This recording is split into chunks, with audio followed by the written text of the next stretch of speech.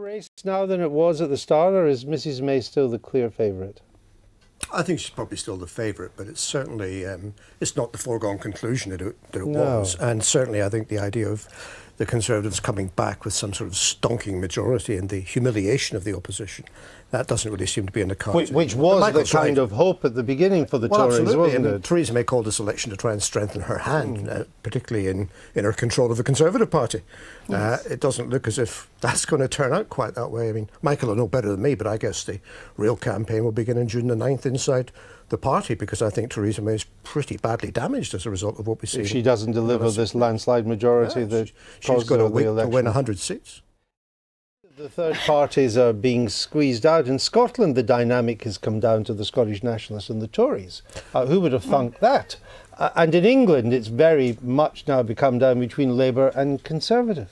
Yeah, I think the battle in Scotland probably is between the SNP and the Conservatives, and if the SNP is probably under more threat in seats from the Conservatives than it is from Labour. Although recent polls, Andrew, indicate that there is a battle going on now for second place. I mean, the last poll yesterday had the Tories and Labour equal in Scotland, both on 25%. So Labour had come up. Labour had come up. That gap had narrowed. But I still think there's a very strong chance the Conservatives will come second. Why have the Conservatives not made more of the economy in this election? Well, I think that the economic argument is linked to the BrExit argument. And one of the central questions is, who do you trust in those negotiations to deliver the right outcome? And if the right outcome is secured, then obviously the economy flourishes in a way that it wouldn't if you ended up with a botched or a broken-backed deal. There were some really challenging, difficult questions on Manifesto Day for Labour about whether the sums add up. The most interesting thing is how, as you said, the Tories have been able to exploit this. And the reason is, as Andrew Rawnsley said, they are the first government that I can remember which hasn't had a really sound, costed, solid position itself. Donald had that great line, the only numbers in the Tory manifesto are the page numbers. I think any bit, even if the SNP is coming off an incredible high, and even if it loses some seats, it probably will lose some. I don't think anybody doubts the SNP will still be clearly, in terms of seats, the biggest party.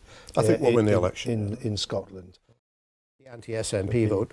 There's a little bit of evidence that, particularly with older voters, there is a little bit of transference from Labour to the Conservatives, but it's really 1 or 2 points. It's not enough to be. It's not enough to sweep them. Yeah, into and I lots think of now seats. you may be having there may be the opposite effect happening with the younger demographic, which is balancing it out.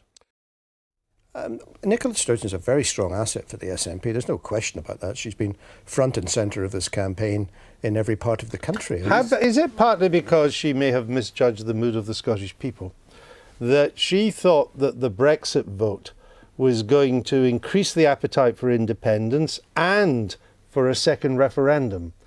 But there is no evidence that it has on either of these cases. Well, there's evidence that Brexit has changed a lot of people's minds. I admit that's been in both directions. Obviously, there's this churn going on in public opinion. But I think it's important to say that the SNP and Nicola Sturgeon have said that we need to have a choice in Scotland on whether the Brexit deal is actually the United Kingdom people voted for in 2014, or whether they would prefer to take control of things themselves. But that's not on the ballot paper on the 8th of June. That's at least a couple of years away. That's after we know what the Brexit deal actually is.